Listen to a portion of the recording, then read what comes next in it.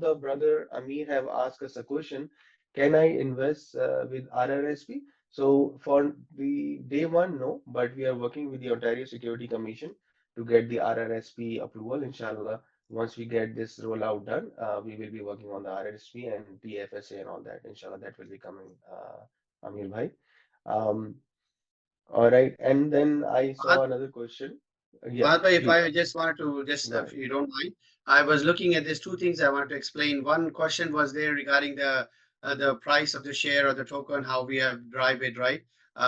Who's doing that? And second was GP-LP relationship between, right? Breakdown of that.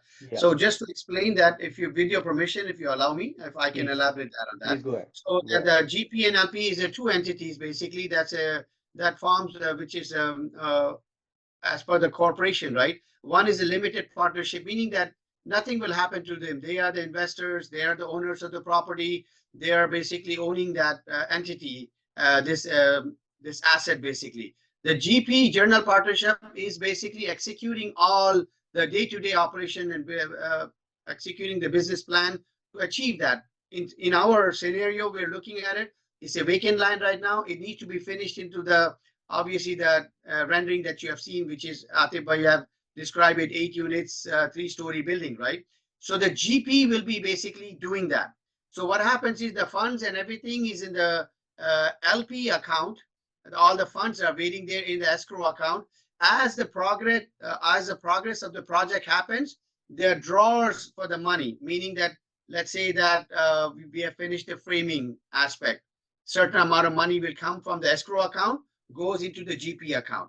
Then similarly, when the mechanical, electrical, and HVAC is happening, plumbing is happening, then the draw will come out again. And this GP will be paying it out to all the suppliers and all the contractors, the team that's working on that. And then there's a middle body, which is basically is called cost consultant, which will basically authorize the LP to pay to the GP because the project is progressing in the right direction. It is where it needs to be.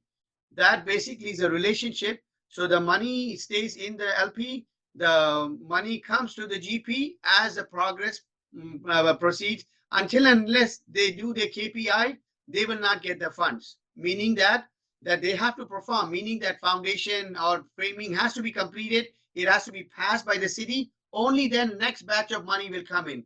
This, as Fahad Bhai has stated, we're doing this because to protect the integrity of the whole Mabrook ecosystem, right?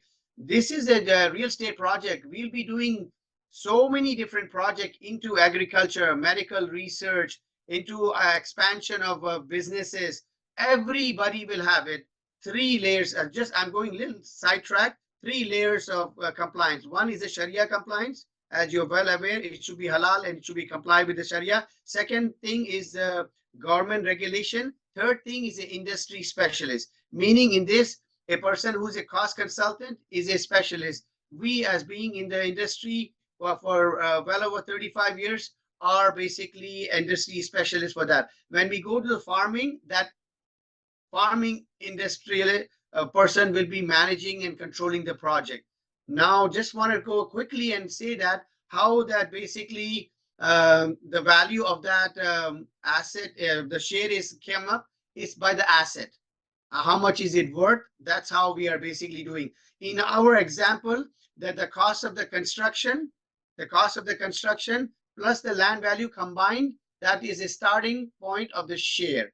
So if you can understand, I'll repeat it again. The cost to build the building plus the land value, current land value, will give us a cost to have that building basically up and ready for it.